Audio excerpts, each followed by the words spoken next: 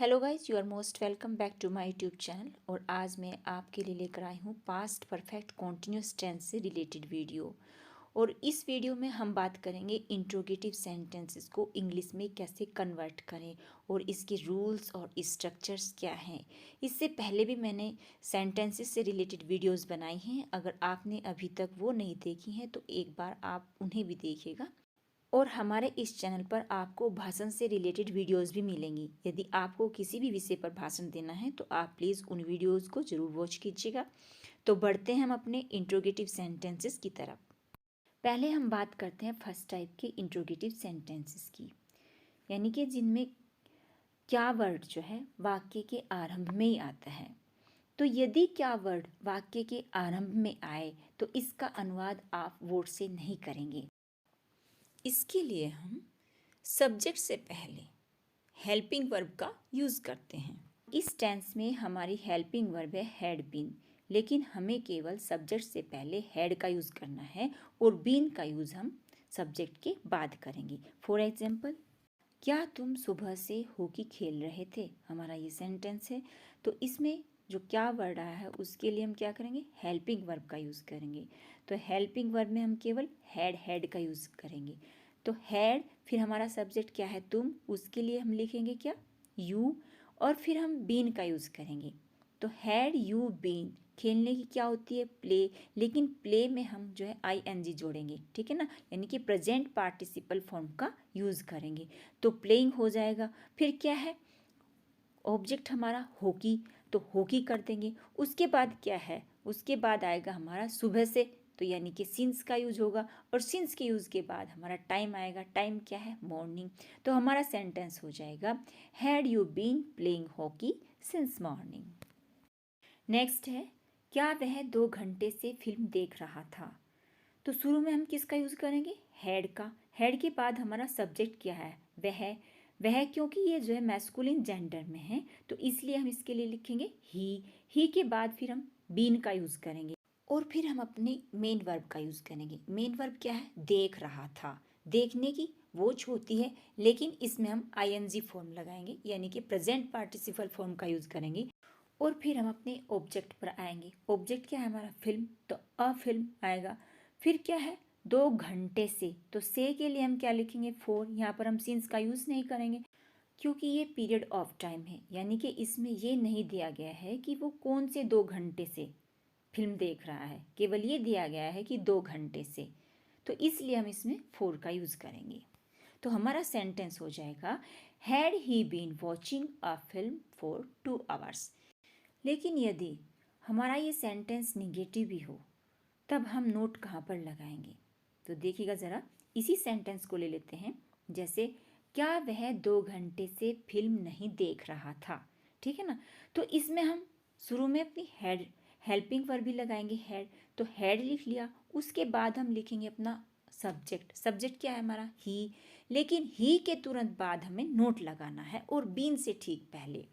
तो he not been watching a film for 2 hours. इस तरह से हमारा ये सेंटेंस हो जाएगा।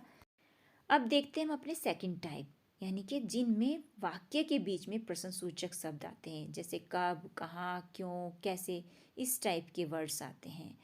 तो इनमें हमें कुछ नहीं करना, इनमें केवल सबसे पहले हमें ये करना है कि जो भी इंट्रोगेटिव वर्ड सेंटेंस के बीच में आता है आप उसकी अंग्रेजी पहले लिख लीजिए। अगर क्या आता है तो वोट लिखिए, कब आता है तो वैन लिखिए, क्यों आता है तो वाई लिखिए, और उसके जस्ट बाद आपको अपनी हेल्पिंग वर्ब यूज़ करनी है। और हेल्पिंग वर्ब के बाद सब्जेक्ट, और फिर हमें बीन का यूज़ करना है, और बीन के यूज़ के बाद फिर हमारी स्ट्रक्चर सेम ही रहेगी।